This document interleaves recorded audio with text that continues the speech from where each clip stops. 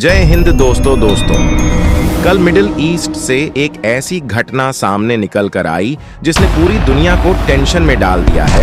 असल में कल पूरे मिडिल ईस्ट में को झटके महसूस किए जाते हैं, जिसके बाद दुनिया ने यह अंदाजा लगाना शुरू कर दिया है कि कहीं ईरान की तरफ से सफल परमाणु बम का परीक्षण तो नहीं किया गया। और अगर ऐसा हुआ है तो आप यकीन मानिए कि पूरे मिडिल ईस्ट नहीं बल्कि पूरी दुनिया में एक भयानक युद्ध शुरू हो सकता है।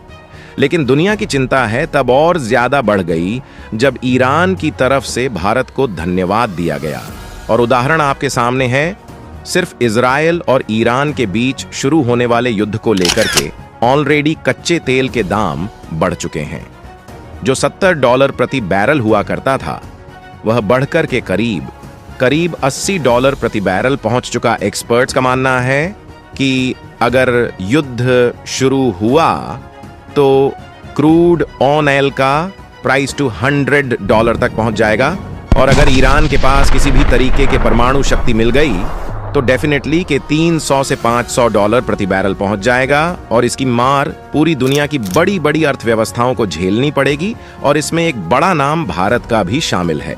तो आज के इस वीडियो में जानते हैं क्या चल रहा है मिडिल ईस्ट के अंदर, क्यों झटके महसूस हुए और क्यों ईरान ने भारत को धन्यवाद कहा है। साथ ही 3 और इंपोर्ट अंतरराष्ट्रीय खबरें आती हैं। इस वीडियो में हम आपको बताएंगे यदि आपको हमारी ये वीडियो पसंद आ रही है तो आज के इस वीडियो को लाइक और चैनल को सब्सक्राइब करना ना भूलिएगा और कमेंट में जय श्री राम लिखकर भेजें। असल में 5 अक्टूबर 2024 को घटना हुई जिसकी खबर 6 अक्टूबर को छापी गई, जहां ईरान के अंदर एक मिनिमम वेज वाला भूकंप आया और इसकी जो स्पीड वह अराउंड 4.5 मैग्नीट्यूड के साथ आई और इसके कुछ झटके इजराइल तक भी पहुंचे। और ईरान के अगल बगल लगने वाले जितने भी देश हैं वहां पर भी के झटके महसूस हुए। उसके बाद इस खबर के सामने आते ही न सिर्फ ईरान बल्कि इजराइल के अंदर भी हलचल तेज हो चुकी है। और यह झटके भी उसी पर्टिकुलर लोकेश पर हाई मैग्नीट्यूड के साथ नोटिस किए गए जहां पर ईरान का न्यूक्लियर पावर प्लांट मौजूद है। जानकारी दें कि यह भूकंप करीब रात को 10:45 पर आए और जमीन के केंद्र से यह सिर्फ 10 किलोमीटर की गहराई पर था।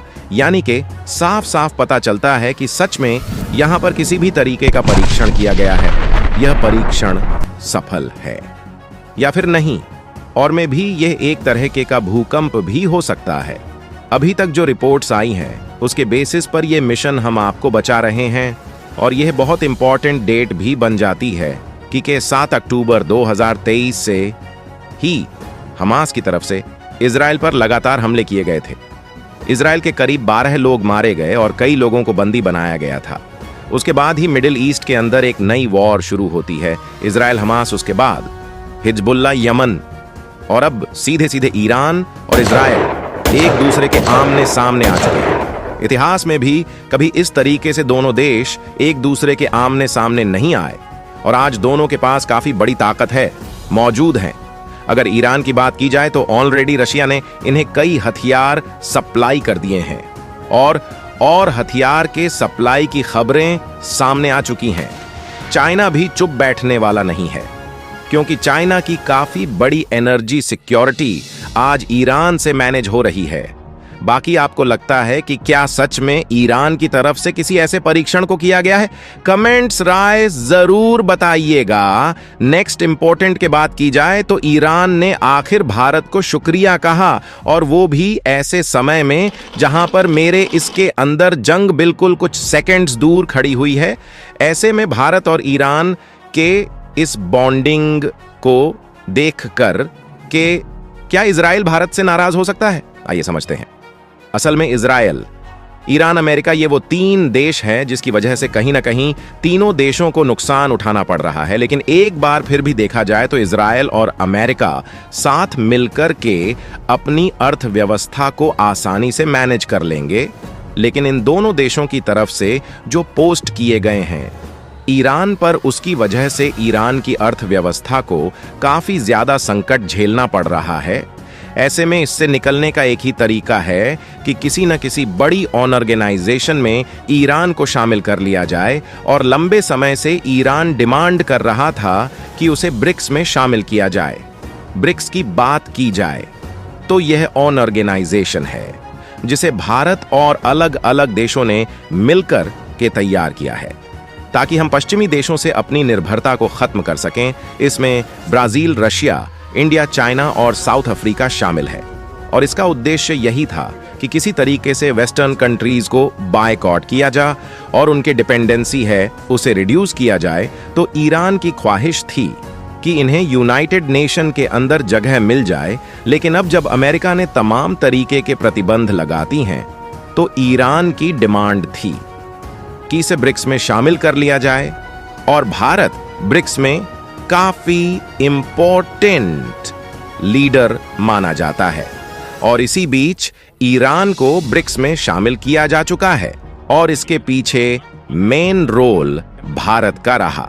ईरान को ब्रिक्स में शामिल किया जा चुका है और इसके पीछे मेन रोल भारत का रहा है, और साफ साफ शब्दों में भारत को धन्यवाद दिया गया है कि भारत के बिना पॉसिबल नहीं था कि ईरान को यहां पर शामिल किया जाए, क्योंकि कई प्रकार की वोटिंग हुई थी और भारत ने सपोर्ट किया है।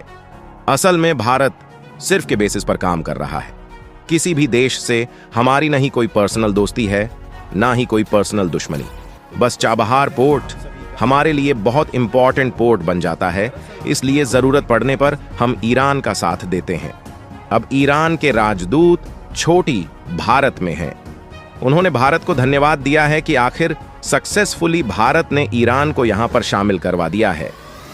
ब्रिक्स गठन में साथ ईरान ने कहा कि हम भारत का यह एहसान कभी नहीं भूलेंगे, और भविष्य में भारत और ईरान के लिए इससे पहले से और ज्यादा मजबूत हो जाएंगे। अगर आप स्मार्टफोन चीजों को अब जब करेंगे तो पाएंगे कि भारत कितना स्मार्ट गेम खेल रहा है। इतना ही इजराइल के साथ हम किसी प्रकार की दुश्मनी ले रहे हैं, न ही ईरान के साथ।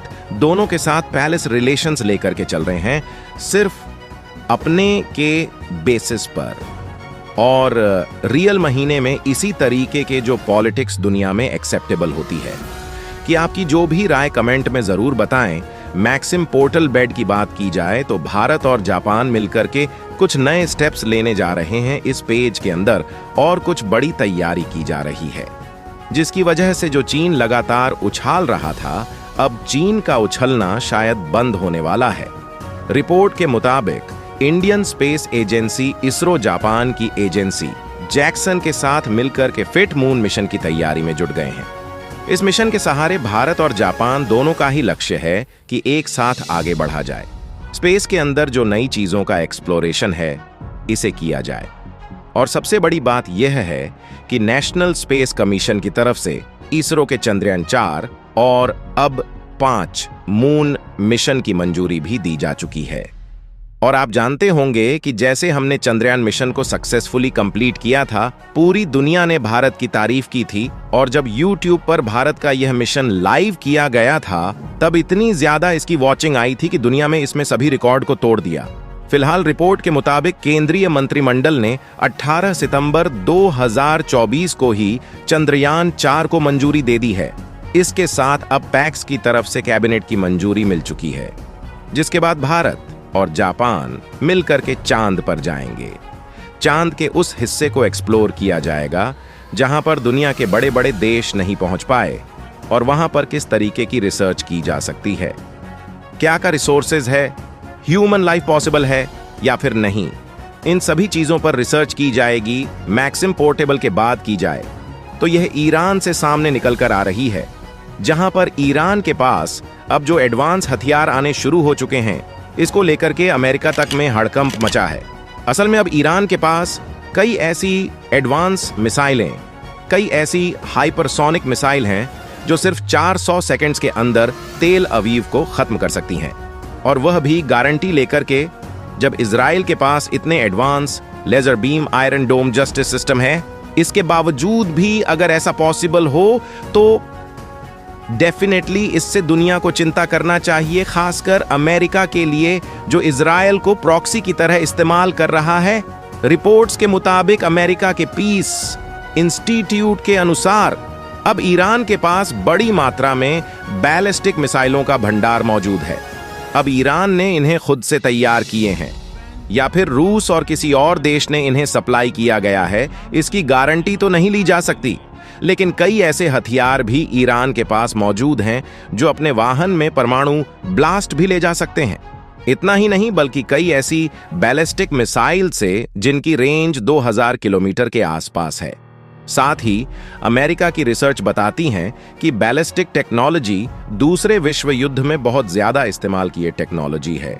लेकिन दुनिया में कुछ देश ऐसे हैं जिनके पास से एडवांस टेक्नोलॉजी है इस तरीके की मिसाल को डेवलप कर पाने की, और अगर ईरान में से डेवलप कर लिया है तो बाकी ईरान के पीछे बहुत मेहनत की है, और मेहनत के साथ साथ कोई ऐसा देश है जिसने टेक्नोलॉजी के लिए यहाँ पर शेयर की है, और सीधे सीधे यह तक चीन और रूस पर जाता है। फिलहाल यह मारे गए जेसन से और न सिर्फ डेलीगेशन सापेक्ष कह सकते हैं, बल्कि सक्सेसफुली ईरान की तरफ से जो इस पर हमले देखे गए हैं, इनमें इस तरीके के मिसाइलों को भी देखा गया है। कई मिसाइलें तो इजराइल ने काउंटर कर ली, लेकिन कई मिसाइलों ने डेफिनेटली हिट किया है। तो दोस्तों, अगर ये जानकारी आपको पसंद आई हो तो हमारे चैनल को सब्सक्राइब करें और वीडियो को लाइक करें और कमेंट में जय श्री राम लिखकर भेजें।